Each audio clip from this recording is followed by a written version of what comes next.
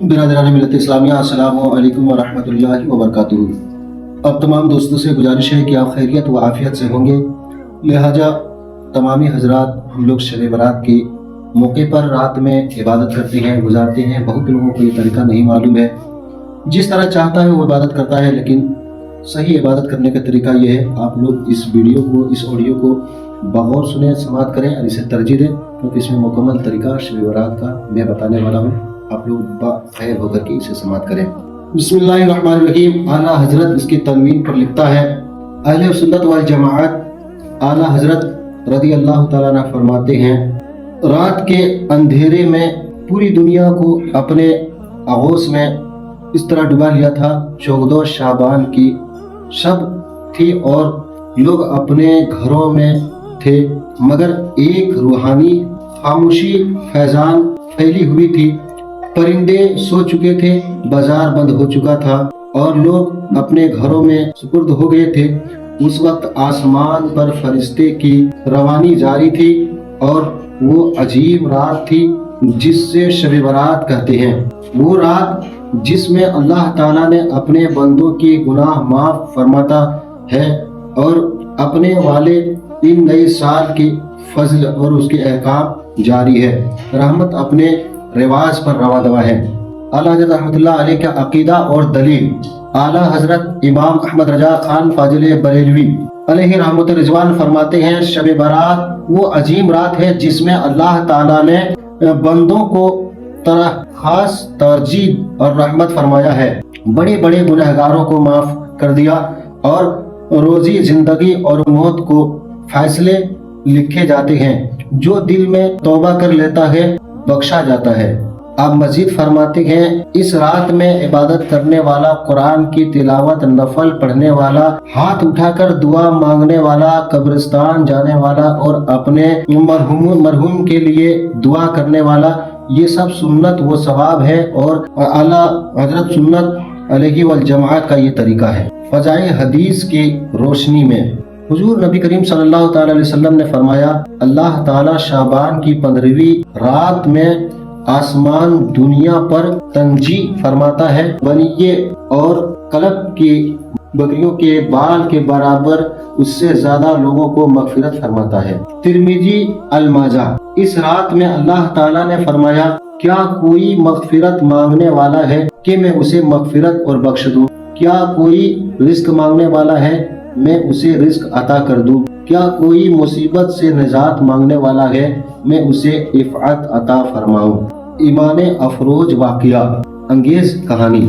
حضرت حسن بصری رحمت اللہ کے زمانے کا ایک واقعہ۔ ایک نوجوان عبداللہ جو شراب اور بدکار میں ڈوبا ہوا تھا، اس کے ماں بزرگ اور نیک پرہیزگار عورت تھی۔ ماں شعبان آیا تو اپنے بیٹے سے کہا، بیٹا شب قدر اور شب برات آ رہے ہیں، اللہ کی رحمت قریب ہے، لوٹ آؤ اللہ اور رب العالمین کی طرف۔ عبداللہ مذاق اڑایا اور کہا، میری بخشش میں اتنی گناہ ہے، ڈوب چکا ہوں، اللہ مجھے کبھی معاف نہیں کرے گا، کبھی نہیں بخشے گا۔ ماں روتے روتے کہا، بیٹا مایوس نہ ہو، اللہ تعالیٰ کے رحمت گناہوں کو زیادہ ترجیح دو پر شب برات آنے والا ہے۔ اس رات میں دروازہ رحمت سب کے لیے کھلا ہے۔ شب برات آنے میں تہجد کی نماز بوڑھی ماں اٹھ کر کے بیٹھ کر پڑھنے لگے اور بیٹا غفلت کا نیند سوتا رہا۔ اچانک دل میں خوف آیا اور سوچا کہ آج اللہ معاف فرمایا تو مجھے معافی مل جائے گا۔ وہ اٹھا اور کپڑے پہنا اور مسجد کی طرف چل پڑا۔ راستے میں قبرستان آ گیا۔ کئی لوگ قبرستان کے پاس دعا کر رہے تھے۔ ایک طرف ایک بوڑھا شخص رو کر دعا عرض کر رہا تھا، اے اللہ، آج تیرے دربار پر آیا ہوں، مجھے معاف کر دے۔ یہ منظر عبداللہ کے دل میں چبھ گیا۔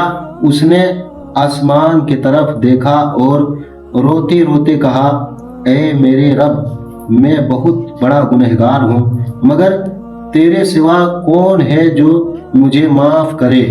اے اللہ، لوٹ آیا ہوں تیرے طرف، مجھے قبول کر لے۔ اس نے سجدے کیا اور روتے روتے بے ہوش ہو گیا۔ صبح اذان کے بعد لوگ قبرستان سے لوٹ رہے تھے تو بے ہوش پایا، ہوش میں لایا اور چہرہ بدلا ہوا تھا، دل میں سکون تھا، وہ بدل چکا تھا، اسی لیے اس نے ماں کو جا کے گلے سے لگایا اور کہا میرے ماں، مجھے رب نے قبول کر لیا۔ یہ سب شب برات کی برکتیں ہیں۔ میرے دوست، میرے بزرگوں، آپ لوگ زیادہ سے زیادہ اس رات میں عبادت کریں تاکہ آپ کی مایوسی، آپ کی تکلیف، آپ کی پریشانی رب اس رات کے فضل سے، اس رات کے صدقے سے اسے دور فرما۔ امی نے مجھے اللہ نے قبول کر لیا اور میری تمام گناہ کو بخش دیا۔ اس دن کے بعد وہ نماز، توبہ اور نیکی کے طرف لگ گیا۔ چند سال کے بعد عاشق رسول اور بزرگ بن گئے۔ لوگ اس کے نسبت سننے کے لیے آتے تھے۔ وہ ہمیشہ ایک بات کہتا تھا، اگر شب برات نہ ہوتی اور اللہ اس رحمت سے ہمیں غافل رکھتا تو کبھی ہم بچ نہیں پاتے۔ اس رات کے اعمال اہل سنت والجماعت کا طریقہ یہ ہے۔ نماز پڑھنے کا اصل طریقہ، عبادت کرنے کا اصل طریقہ یہ ہے، نمبر 1 توبہ کریں و استغفار پڑھیں تاکہ رب تجھے بخش دے۔ نمبر 2 قرآن کی تلاوت زیادہ سے زیادہ کریں۔ نمبر 3 نفل خصوصی طور پر صلاۃ التسبیح نماز پڑھا کریں۔ نمبر 4 درود شریف کثرت سے پڑھیں تاکہ اللہ اس کے رسول راضی ہو جائے۔ نمبر 5 والدین مرحومین کے لیے دعا کریں تاکہ اسے قبر میں سکون ہو۔